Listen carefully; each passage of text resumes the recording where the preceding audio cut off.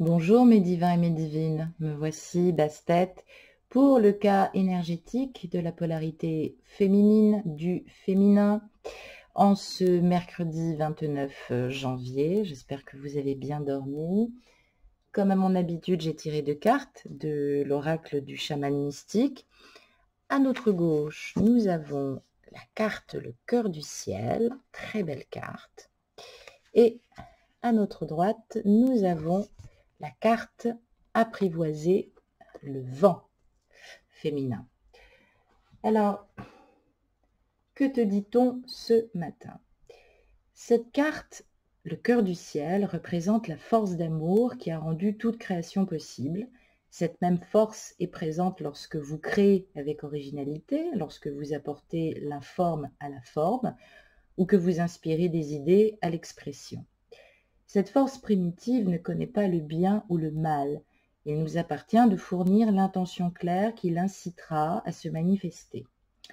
Le cœur du ciel nous aide ce matin à appeler la beauté du monde invisible et à l'engendrer dans le monde matériel.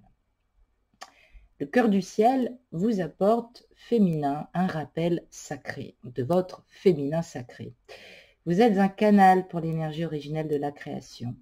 Devenez ce pinceau, cette toile et cet artiste. Tout cela est guidé par le cœur du ciel. Définissez votre intention éthiquement et clairement et permettez à l'univers de prendre soin des détails. Alors vous pouvez vous sentir responsable de tout et de tout le monde féminine. Vous croyez peut-être que vous devez le faire seul, ce parcours, ce qui vous plonge dans un trou noir, où vous perdez confiance dans l'ordre naturel du cosmos.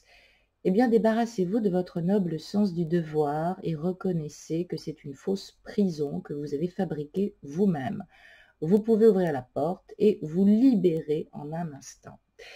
Et oui, c'est important, et je le dis souvent en consultation, de faire la différence avec le don de soi et le sens sacrificiel. Et oui, on le voit aussi aujourd'hui dans ce monde intimement, on va dire, phallocrate. Attention justement à notre don de soi, de ne pas le transformer en sacrifice, c'est important.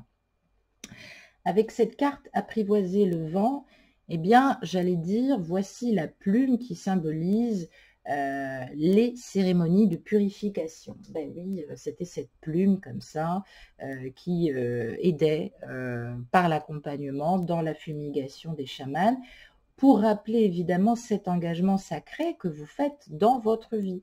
C'est le symbole de l'apport conscient du spirituel dans la matière. Insufflant au monde le respect et la reconnaissance des plans supérieurs de l'existence qui influencent et animent toute vie. La plume vient vous rappeler symboliquement que vous devez vous engager volontairement dans un partenariat avec le grand esprit pour co-créer pour le plus grand bien de tous.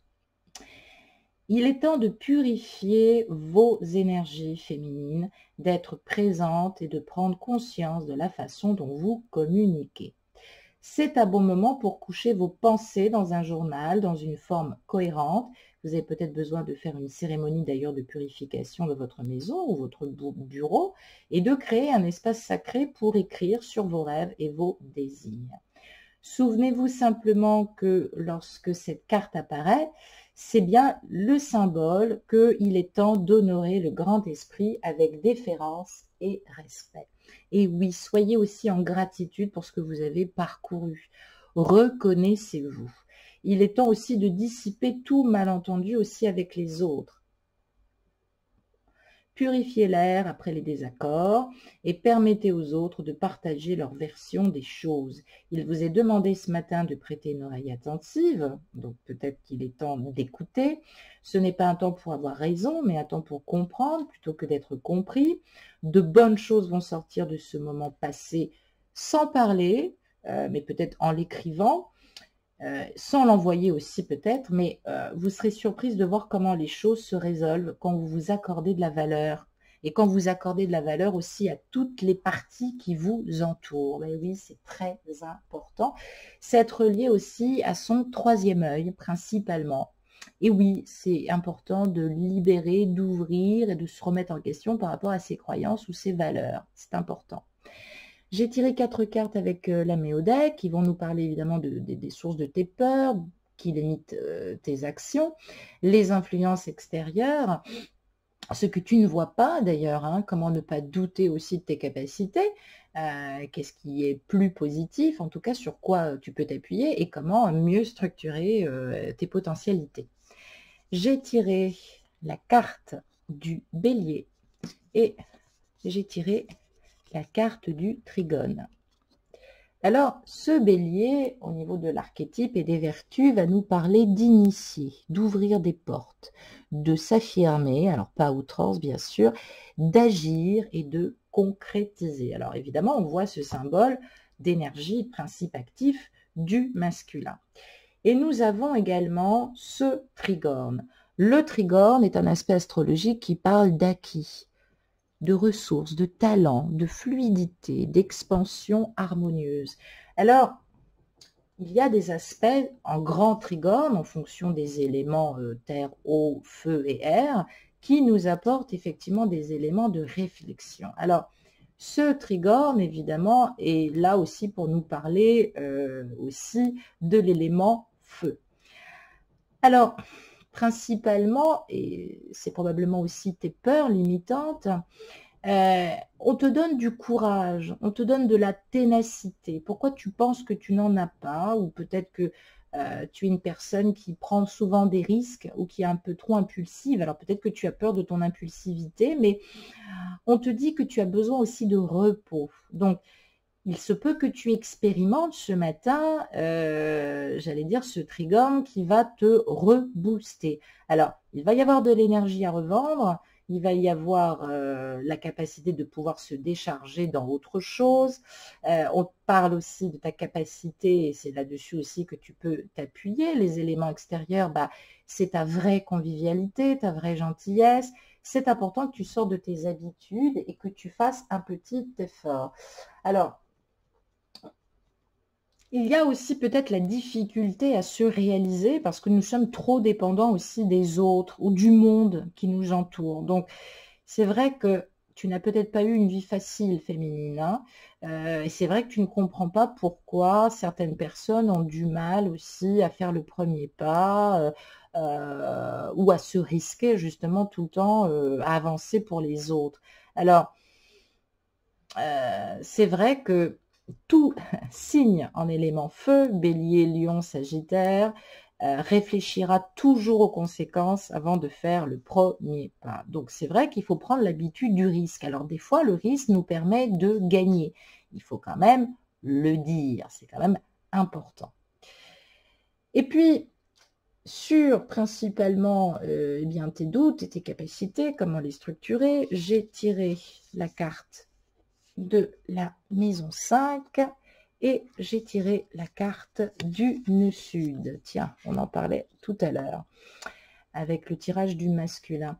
Alors, cette maison 5, elle va nous parler de créativité, on peut nous parler aussi des enfants, de l'amour, des loisirs, du plaisir. C'est la planète aussi de l'amant, l'idéal, on va dire, de l'amant. Et puis ce nœud sud va nous parler des outils, des acquis, hein, du bagage karmique et de l'héritage karmique. Alors on peut effectivement nous parler d'un sens sacrificiel aussi par rapport au fait d'être maman. Il n'y a pas de jugement à avoir là-dessus parce qu'il y a toujours des conséquences et des raisons qui vous sont propres. Alors le bagage du nœud sud en maison 5, ben, ça nous parle de besoins immodérés, de considération, de besoins de création. Alors, on ramène peut-être un besoin de reconnaissance aussi de son aide parce que aujourd'hui, peut-être qu'autrefois, dans un passé karmique, nous avions énormément de pouvoir sur les autres. Donc, on te parle de cette façon de focaliser sur le besoin de recevoir des preuves d'amour, des preuves qui, pour toi, te permettre de considérer que tu es estimé. Alors, ce qui est important pour toi, c'est que l'on reconnaisse ta création, ta créativité, en tout cas ta valeur de cœur, et notamment auprès de ceux qui te sont chers. Donc, c'est vrai que si tu as des enfants, tu peux être très susceptible sur la critique qu'on peut adresser à ta progéniture. Donc, c'est vrai qu'il ne faut pas prendre les remarques comme des attaques personnelles. En tant que parent, évidemment, c'est toujours problématique, mais on parle aussi de discipline créative, hein. Peut-être que tu supportes mal les critiques sur tes œuvres, même si toi, tu es capable de reconnaître leurs défauts au moment de la production. Mais c'est vrai que c'est pas tant les critiques qui te blessent, c'est les personnes qui les produisent et la manière dont ils les produisent, on va dire, en termes d'idées. Donc, c'est vrai que la critique, elle peut amoindrir et diminuer aussi en fonction du regard des autres et qui, évidemment, la distille.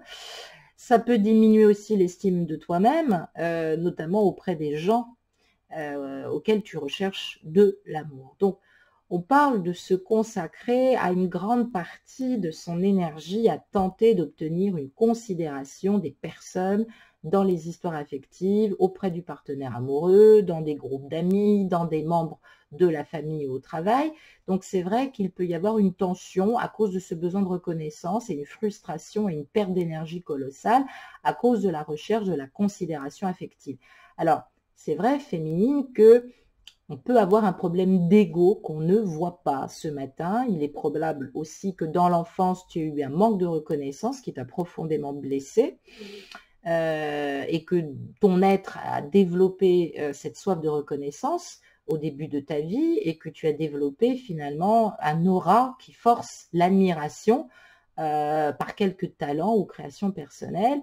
Alors, on dit et on précise que tu n'es pas forcément satisfaite de cela, mais c'est vrai que tu vis à répétition des vexations et des frustrations dans tes expériences, sentimentales aussi, parce que tu as toujours le sentiment de ne pas être aimé ou reconnu à ta juste valeur ou pour ce que tu penses être. Alors, c'est important que tu continues à j'allais dire à produire, hein, que ce soit matériel ou spirituel, peu importe ce qui te botte, mais continuer à avancer, à croire en ce que l'on fait, ça maintient et ça rehausse toujours l'estime de soi-même.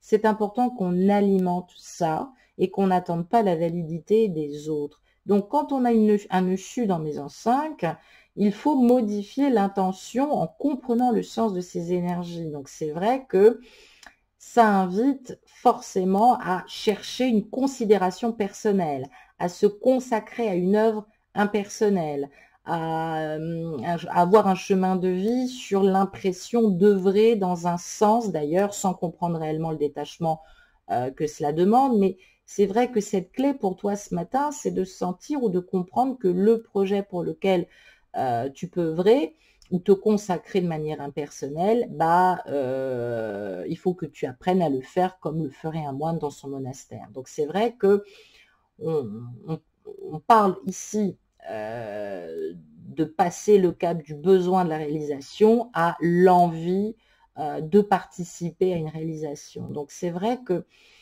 on focalise notre énergie sur une réalisation de projet qui implique la réussite personnelle, alors qu'il est important de s'impliquer sans attendre de considération personnelle. Vouloir réussir dans un projet, c'est pas forcément contribuer à l'élaboration de ce projet.